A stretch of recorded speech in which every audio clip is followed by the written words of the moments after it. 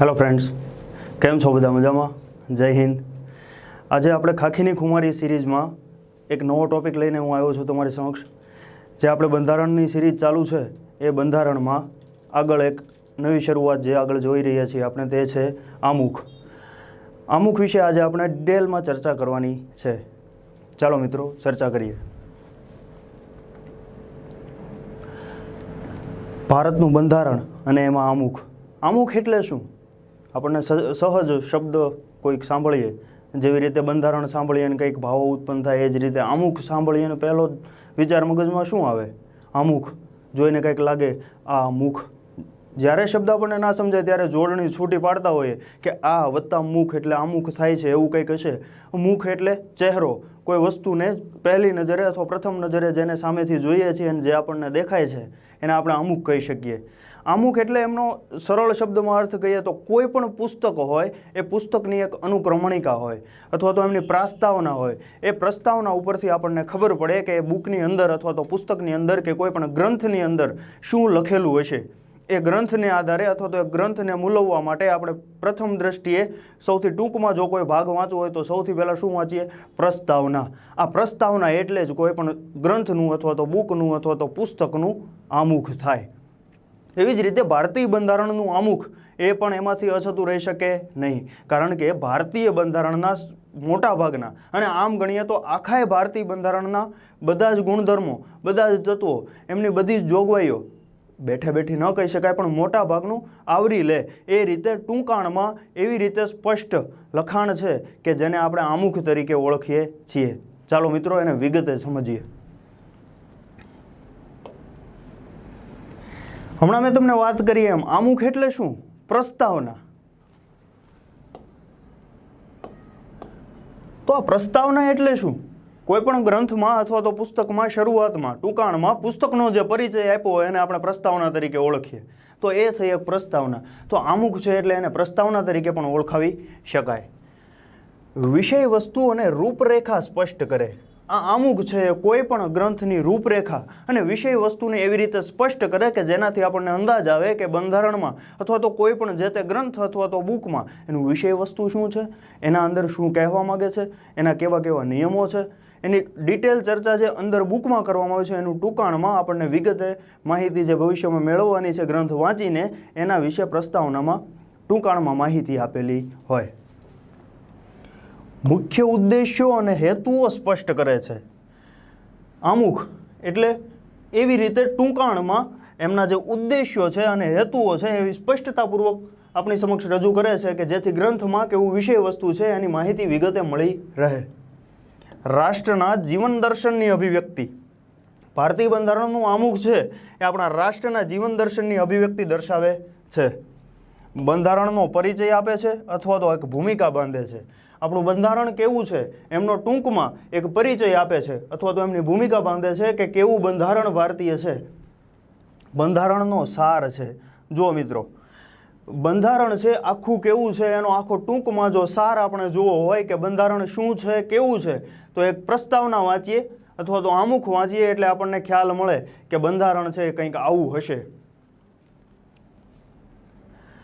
ભારતીય બંધારણના આમુખ વિશે આપણે વિગતે ચર્ચા કરીએ તો એમાં જોઈએ કે ભારતીય બંધારણ છે એનો સ્ત્રોત છે એ અમેરિકાનું બંધારણ છે. આપણા બંધારણની પહેલી લાઈન શું છે? We the people of India.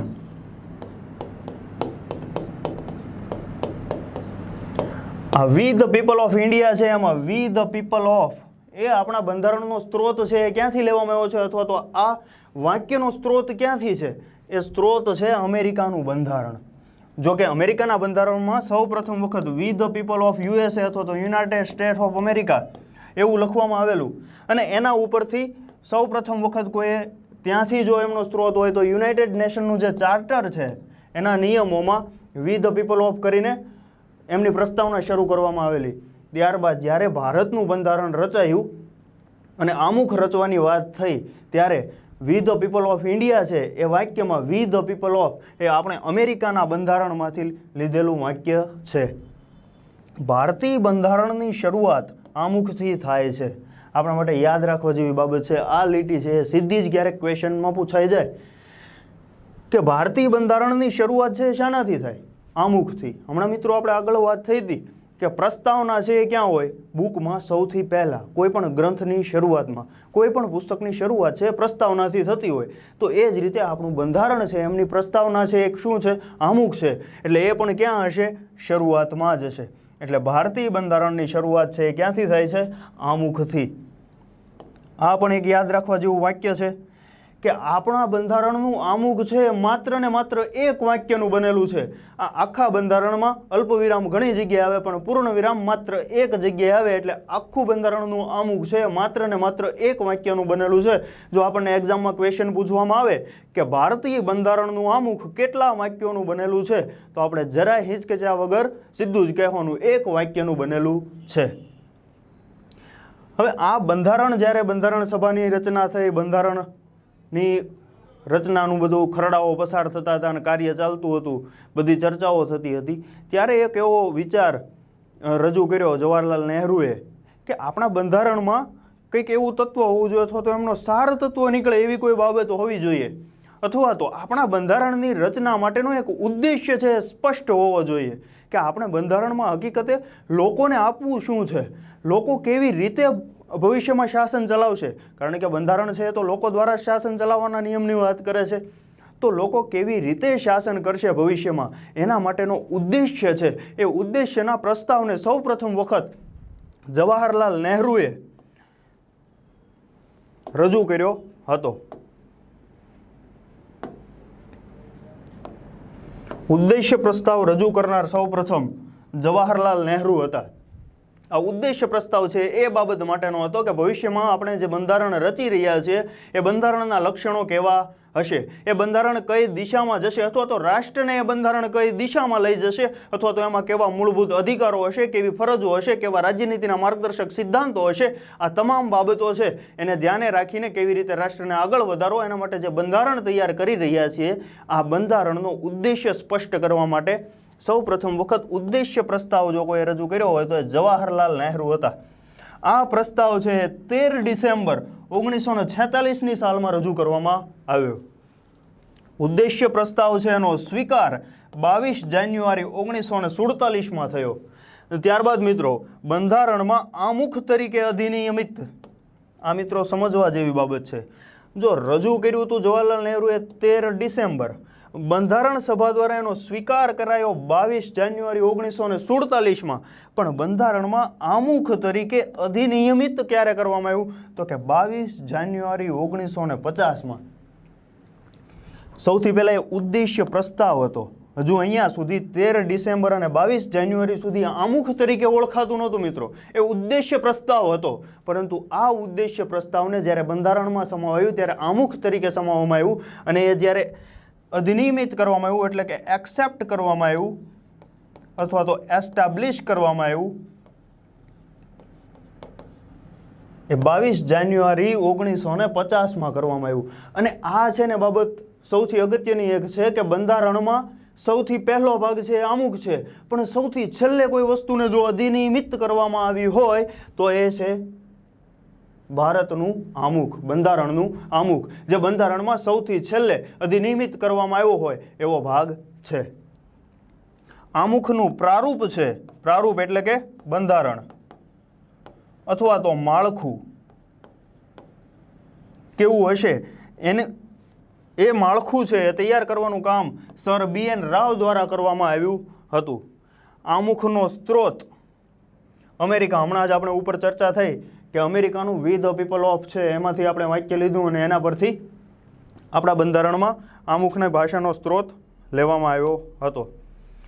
આમુખની ભાષાનો સ્ત્રોત, જો મિત્રો આમુખમાં જે પ્રથમ વાક્ય છે એનો સ્ત્રોત છે we the people of India, એનો સ્ત્રોત છે અમેરિકા, તો એ જ રીતે આમુખની ભાષાનો સ્ત્રોત છે એ ઓસ્ટ્રેલિયામાંથી લેવામાં આવ્યો. જો કે આમ સાદી ભાષામાં સમજીએ તો ઇંગ્લિશમાં જ છે, એમાં ભાષાનો સ્ત્રોત છે એ કોઈ ઓસ્ટ્રેલિયાની કોઈ અલગથી કોઈ ઇંગ્લિશ ભાષા નથી અથવા તો યુએસએની નથી. પણ એક્ઝામમાં ઘણી વખત ક્યારેક પૂછાઈ જાય કે ભાષાનો સ્ત્રોત ક્યાંથી, તો આપણે યાદ રાખીશું કે ઓસ્ટ્રેલિયામાંથી લેવાયેલ. આમુખમાં સુધારો, આમુખમાં અત્યાર સુધીમાં એક વખત બંધારણીય સુધારો થયેલો છે અને તે છે 42મો બંધારણીય સુધારો 1976માં કરવામાં આવ્યો હતો. આમુખમાં માત્ર એક જ તારીખનો ઉલ્લેખ કરવામાં આવ્યો છે. આપણું આમુખ છે જે એક જ વાક્યમાં લખાયેલું છે, ઘણું મોટું છે, છતાં એમની અંદર કોઈ જગ્યાએ તારીખનો ઉલ્લેખ કરવામાં આવ્યો હોય તો એકમાત્ર તારીખ છે 26 નવેમ્બર. બંધારણ સભાએ ભારતીય બંધારણને 26 નવેમ્બર 1949ના રોજ સ્વીકારીને રાષ્ટ્રને સમર્પિત કર્યું છે. મિત્રો, આપણા માટે એક્ઝામમાં અહીંથી ક્વેશ્ચન બને કે ભારતીય બંધારણને બંધારણ સભાએ ક્યારે સ્વીકાર્યું? 26 નવેમ્બર 1949. પણ જો ક્વેશ્ચન પૂછવામાં આવે કે ભારતીય બંધારણનો અમલ ક્યારથી થયો, ત્યારે આ ડેટ આવશે નહીં. ત્યારે કઈ મિત્રો ડેટ આવશે? 26મી જાન્યુઆરી 1950 એક્ઝેક્ટ. આથી 20 નવેમ્બર છે, સોરી 26 નવેમ્બરે બંધારણ સ્વીકારવામાં આવ્યું હતું. એના કારણે આજ 26 નવેમ્બર છે એ કાયદા દિવસ તરીકે મનાવવામાં આવે છે.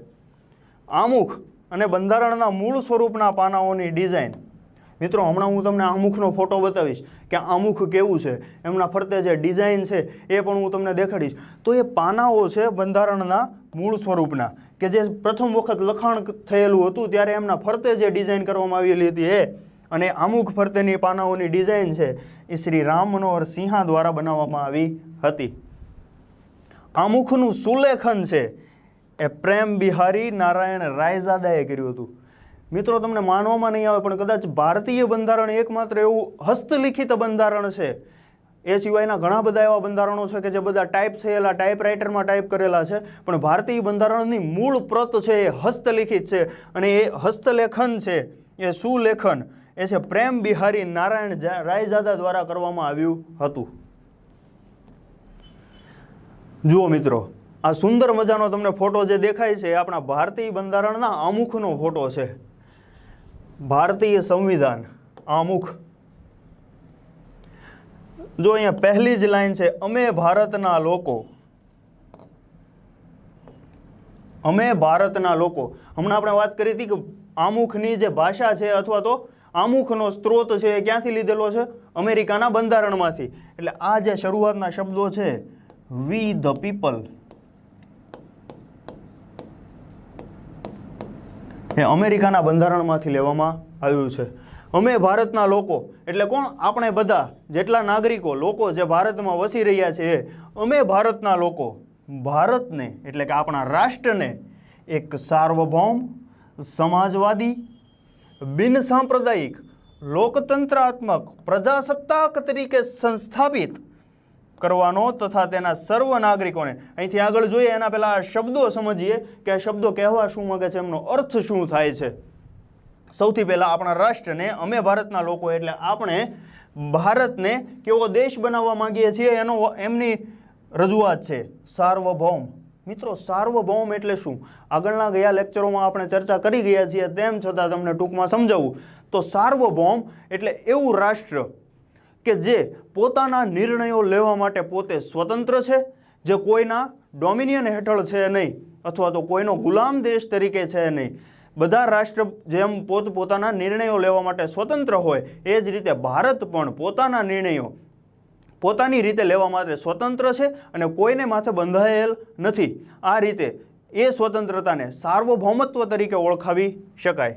ત્યારબાદ શબ્દ છે સમાજવાદી. અર્થતંત્રની દ્રષ્ટિએ મિત્રો જોઈએ ને તો સમાજવાદની વ્યાખ્યા કંઈક એવી થાય કે રાષ્ટ્રના ઉત્પાદનના સાધનો ઉપર રાજ્યનો અંકુશ હોય.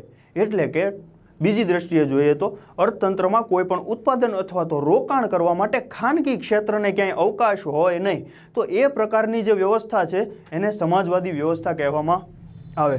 પણ ભારતીય બંધારણમાં જે સમાજવાદી શબ્દ ઉમેરવામાં આવ્યો છે એ સમાજવાદ છે એ કેવો સમાજવાદ છે? એ એક અલગ પ્રકારનો, જે પ્રથમ વખત ભારતમાં જ અમલમાં આવ્યો હોય એ પ્રકારનો સમાજવાદ છે. કેવો સમાજવાદ? કે અહીંયા કોઈ પ્રાઇવેટ ક્ષેત્રને ઉત્પાદનના સાધનો ઉપર હક કરવાનો ગુનો બનતો નથી. પણ કોઈ સમાજવાદી અર્થતંત્ર હોય તો ત્યાં કેવું હોય કે ત્યાં કોઈ ખાનગી ક્ષેત્રે રોકાણ કરવું હોય તો એ કરી શકે નહીં, પરંતુ ભારતમાં તો કરી શકે છે. તો એ સમાજવાદ કઈ રીતે કહેવો? એટલે મૂળ સમાજવાદની વ્યાખ્યા કરતાં સહેજ ભિન્નતાથી ભારતે આ સમાજવાદ સ્વીકાર્યો છે, જે સમાજવાદની પરિભાષામાં એક નવું સ્વરૂપ છે.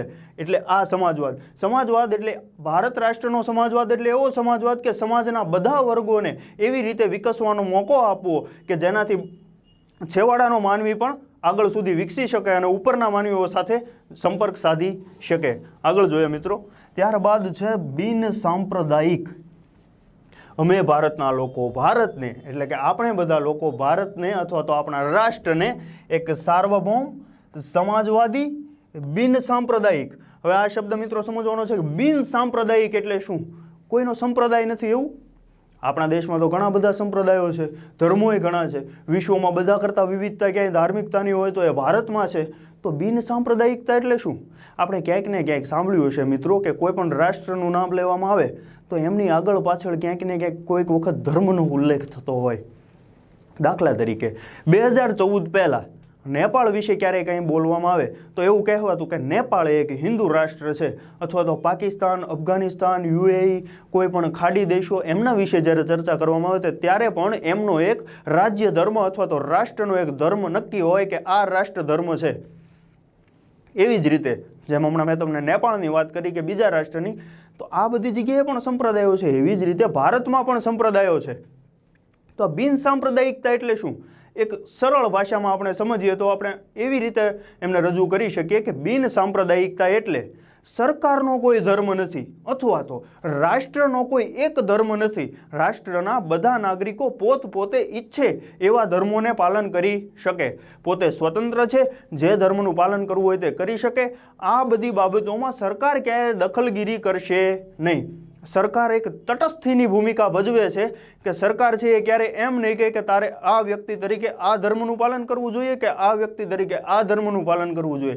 સરકાર છે એ તમામ ધર્મોને સમાન દ્રષ્ટિએ વિકસવાનો મોકો આપે છે, જે ક્યારેય ધાર્મિકતાની દ્રષ્ટિએ આડોપગ કરતી નથી. આથી ભારત રાષ્ટ્રનો ધર્મ કેવો કહેવાય? ભારતીય છે એ લોકતાંત્રિક દેશ છે, જે બિન સાંપ્રદાયિક દેશ છે. એટલે રાષ્ટ્રનો કોઈ ધર્મ નથી, બધા નાગરિકો પોતપોતાની રીતે કોઈ પણ ધર્મ પાળવા માટે મુક્ત છે.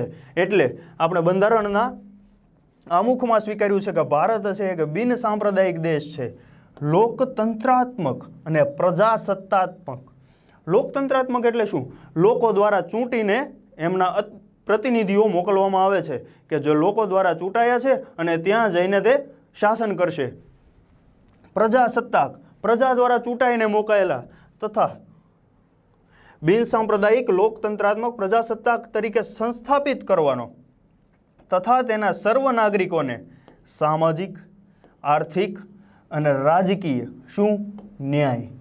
મિત્રો, ભારતીય બંધારણના આમુખમાં ન્યાય એટલે કે કોઈ પણ વ્યક્તિને ન્યાય આપવાનો છે તો 3 પ્રકારના ન્યાયની વાત કરવામાં આવી છે. કયા કયા? એક તો સામાજિક, આર્થિક અને રાજકીય. આપણને તરત એવો પ્રશ્ન થાય કે ન્યાય એટલે તો ન્યાય કહેવાય, એમાં આવા પ્રકારો ને એ બધું શું સાહેબ? એના પ્રકારો છે, સમજીએ. સામાજિક ન્યાય. સામાજિક ન્યાય કેવી રીતે? સામાજિક ન્યાય એટલે સમાજના છેવાડાનો કોઈ એવો વ્યક્તિ છે, એમનો કોઈ વાંક નથી, એમનો કોઈ ગુનો નથી, છતાં પણ અપર ક્લાસ કરતાં એ વધારે નીચે છે, એમની આવક છે નીચી છે, એમના સંસાધનો ઓછા છે, એના કારણે એને વિકસવાનો મોકો મળતો નથી. ત્યારે આ ન્યાય છે એ કામ લાગશે. આ સામાજિક ન્યાય છે સરકાર અથવા તો ભારતીય બંધારણમાં એક એવો શક્તિનો સ્ત્રોત એ લોકોને પૂરો પાડે છે, જેના કારણે એ અપર ક્લાસ સુધી પહોંચી શકે અથવા તો એમને પણ વિકસવાનો એટલો મોકો મળે. એના કારણે એ જે ન્યાય મળે છે એને સામાજિક ન્યાય તરીકે ઓળખવામાં આવે છે. આર્થિક ન્યાય. આર્થિક દ્રષ્ટિએ જ્યારે રાજ્ય છે એ લોકોને મદદ કરે, જે ઉપરના ક્લાસ અને નીચેના ક્લાસ વચ્ચેનો જે ભેદભાવ છે એ દૂર કરવા માટે જ્યારે મદદ કરે નીચેના ક્લાસને ઉપર જવા માટે, તો એ છે આર્થિક ન્યાય થયો. અને એ જ રીતે આ એક રાજકીય ન્યાય છે. રાજકીય ન્યાય એટલે શું? જો મિત્રો, રાજકીય ન્યાય ન હોત તો કદાચ આપણે આજે આપણી જે રાજ્ય વ્યવસ્થા છે એમાં પ્રધાનમંત્રી, રાષ્ટ્રપતિ, કોઈ પણ મંત્રીઓ, કોઈ પણ મંત્રીઓની સાથે જોડાયેલા સચિવો, આ બધો કેવો ક્લાસ ભેગો થયો હોત? એ એક એવો ક્લાસ હોત કે જે પૈસાની દ્રષ્ટિએ અથવા નાણાંની દ્રષ્ટિએ આર્થિક રીતે ખૂબ સદ્ધર હોત. તો એ રાજકીય રીતે જ્યાં જે વ્યક્તિને પહોંચવાનું છે, જેમની ક્ષમતા છે, જે છેવાડાનો માનવી છે, જે પોતાનું પ્રતિનિધિત્વ કરવા જવાની ક્ષમતા ધરાવે છે, તે કદાચ ત્યાં પહોંચી શકે નહીં. એના માટે રાજકીય ન્યાયની વાત કરવામાં આવી છે. કારણ કે 18 વયે આપણને બધાને પુખ્તા વયે મતાધિકાર મળે છે. આપણે જેને ઈચ્છીએ તેને મત આપી શકીએ અને જેને ઈચ્છીએ તેને ખુરશી પર બેસાડી શકીએ. વિચાર, અભિવ્યક્તિ અને માન્યતા, ધર્મ અને ઉપાસનાની સ્વતંત્રતા.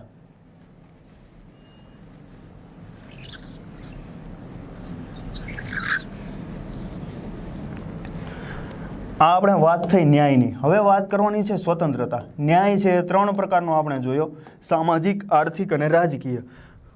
હવે સ્વતંત્રતા ધર્મની, ઉપાસનાની, વિચારની, અભિવ્યક્તિની અને માન્યતાની, આ 5 પ્રકારની સ્વતંત્રતાની વાત ભારતીય બંધારણના આમુખમાં કરવામાં આવી છે. સ્વતંત્રતા એટલે વિચારની સ્વતંત્રતા. આપણા રાષ્ટ્રમાં લોકશાહી રાષ્ટ્ર છે અને લોકશાહીનો પાયો એટલો મજબૂત છે કે આપણને કોઈ પણ વિચાર થોપી બેસાડવામાં આવતો નથી. આપણે ઈચ્છીએ તેવા વિચારો કરી શકીએ, પ્રગતિના, કંઈક નવું કરવાના, રાષ્ટ્રના વિકાસના. તો આ બધા વિચારો કરવા માટે કોઈ પણ બંધન હોતું નથી. તો આ વિચારની. ત્યારબાદ અભિવ્યક્તિની સ્વતંત્રતા. આપણે જે અનુચ્છેદ 19 છે, આ અનુચ્છેદ 19માં વિચાર અને અભિવ્યક્તિની સ્વતંત્રતા આપવામાં આવી છે. પ્રેસની જે સ્વતંત્રતા છે એ પણ અનુચ્છેદ 19(1) અંતર્ગત આવે છે. તો આ છે અભિવ્યક્તિની સ્વતંત્રતા થઈ, વિચારની સ્વતંત્રતા થઈ. ત્યારબાદ માન્યતાની સ્વતંત્રતા થઈ. દાખલા તરીકે, હું કોઈ પણ ધર્મમાં માનું છું કે નથી માનતો, એ મારી માન્યતા છે. એ સામેવાળા વ્યક્તિને એમનો વિરોધ હોવો જોઈએ નહીં. તો આ સ્વતંત્રતા છે માન્યતાની સ્વતંત્રતા. ત્યારબાદ ધર્મની સ્વતંત્રતા. હમણાં આપણે વાત થઈ હતી એમ, બિનસાંપ્રદાયિક દેશ છે પણ નાસ્તિક નથી. કોઈ પણ ધર્મમાં માનતા હોય અથવા તો ન માનતા હોય તો એ ધર્મને પાલન કરવાનો એમને અધિકાર છે. ત્યારબાદ ઉપાસનાની. એ ધર્મ છે એ ધર્મસ્થળનું વ્યવસ્થાપન કરવા માટેની પણ તે વ્યક્તિની સ્વતંત્રતા છે.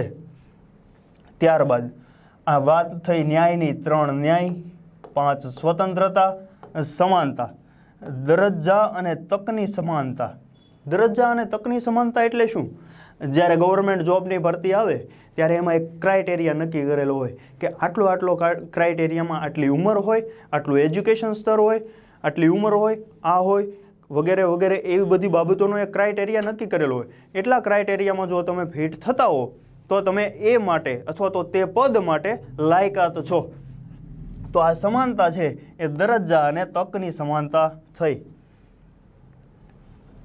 અને તેઓ સર્વમાં વ્યક્તિનું ગૌરવ અને રાષ્ટ્રની એકતા અને અખંડતા સુદૃઢ કરે એવી બંધુતા વિકસાવવાનો ગંભીરતાપૂર્વક સંકલ્પ કરીને અમારી સંવિધાન સભામાં, આપણે હમણાં આગળ વાત થયેલી એમ એકમાત્ર તારીખ લખેલી છે કોઈ જગ્યાએ આમુખમાં, તો એ છે 26 નવેમ્બર 1949ના રોજ આ સંવિધાન અપનાવી અને અમે પોતાને અર્પિત કરીએ છીએ. પોતાને એટલે અમે ભારતના લોકો, અમને પોતાને એટલે ભારતના બધા લોકોને અર્પિત કરીએ છીએ. તો આ હતું બંધારણનું મૂળ આમુખ અને એમના શબ્દોની આપણે કેટલીક સંભાવનાઓ અને વિભાવનાઓ સમજી હવે આગળ વિશેષ ચર્ચા કરીએ. હવે એક પ્રશ્ન થાય, શું આમુખ છે એ બંધારણનું અંગ છે?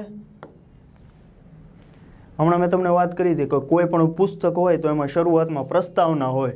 તો એ પ્રસ્તાવના છે એને બુકની અંદર કે પુસ્તકની અંદર કે ગ્રંથનો ભાગ ગણવામાં આવે કે ન ગણવામાં આવે? એ છે ગ્રંથનો ભાગ છે કે ગ્રંથનો ભાગ નથી?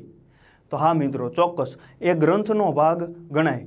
હવે શરૂમાં જ્યારે આઝાદી બાદ ભારતીય શાસન જ્યારે શરૂ થયું અને બંધારણ આપણું અમલમાં આવ્યું ત્યારે કેટલાક અમુક કેસો અને ઘટનાઓ એવી બની કે જેના કારણે સુપ્રીમ કોર્ટે જે બનેલી ઘટના છે એને આધારે ચુકાદાઓ આપ્યો. ત્યારે એ ચુકાદાઓમાં ક્યારેક ભિન્નતાઓ પણ આવી, પણ આખરે અંતે એવું માનવામાં આવ્યું કે આમુખ છે એ ભારતીય બંધારણનો અભિન્ન ભાગ છે. જોઈએ કઈ રીતે. આપણે વાત કરતા હતા આમુખ બંધારણનું અંગ છે કે નથી. તો એક બેરુબારી કેસ થયેલો 1960માં, ત્યારે સુપ્રીમ કોર્ટે એવું કહ્યું કે આમુખ છે એ બંધારણનું અંગ નથી. પણ ત્યારબાદ કેશવાનંદ ભારતી કેસ 1973માં થયો ત્યારે સુપ્રીમ કોર્ટે એવું કહ્યું કે ભારતીય બંધારણનું અંગ છે. ત્યારબાદ SR બોમ્માઈ કેસમાં 1994માં આમુખને ભારતીય બંધારણનું અભિન્ન અંગ માનવામાં આવ્યું. એક બીજો ક્વેશ્ચન થાય કે શું આમુખમાં સુધારો કરી શકાય? આપણે શરૂઆતમાં ચર્ચા થઈ હતી કે એક વખત બંધારણના આમુખમાં છે એ સુધારો કરવામાં આવ્યો હતો. ક્યારે? 42મો બંધારણીય સુધારો. અનુચ્છેદ 368 અંતર્ગત આપણા બંધારણમાં અનુચ્છેદ 368 એમાં એવી જોગવાઈ કરવામાં આવી છે કે સંસદ ઈચ્છે તો બંધારણના કોઈ પણ ભાગમાં સુધારો કરી શકે છે. તો આ અનુચ્છેદ 368 અંતર્ગત આમુખમાં પણ સુધારો કરી શકાય છે. પણ કેવો સુધારો? એ સુધારો એવો હોવો જોઈએ કે બંધારણની મૂળ વિભાવના અથવા તો પાયાના જે તત્વો છે એને ઠેસ પહોંચાડતો હોવો જોઈએ નહીં. તો આ પ્રકારનો બંધારણીય સુધારો છે કરી શકાય. એવો સુધારો શક્ય નથી કે જે બંધારણના મૂળભૂત માળખાને અસર કરે અથવા તો મૂળભૂત ઢાંચાને અસર કરે એવો બંધારણીય સુધારો કરી શકાતો નથી. 42મો બંધારણીય સુધારો 1976માં જે કરવામાં આવ્યો એમાં સમાજવાદી, ધર્મનિરપેક્ષ, રાષ્ટ્રની એકતા શબ્દને બદલે રાષ્ટ્રીય એકતા અને અખંડિતતા શબ્દો ઉમેરવામાં આવ્યા હતા. તો મિત્રો આ થઈ બંધારણના આમુખની વાત. આ સિવાય બંધારણનું આમુખ છે એ બંધારણનો આછેરો એવો પરિચય આપે કે આમુખ વાંચ્યા પછી આપણને ખબર પડે કે આખા બંધારણમાં કેવી કેવી વાતો, કેવી કેવી વિગતો, કેવા કેવા ઉલ્લેખો, કેવી કેવી જોગવાઈઓ, એ બધી બાબતનો સુપેરે કોઈ જગ્યાએથી આપણને અભિપ્રાય મળતો હોય તો એ માત્ર ને માત્ર આમુખમાંથી પ્રાપ્ત થાય છે.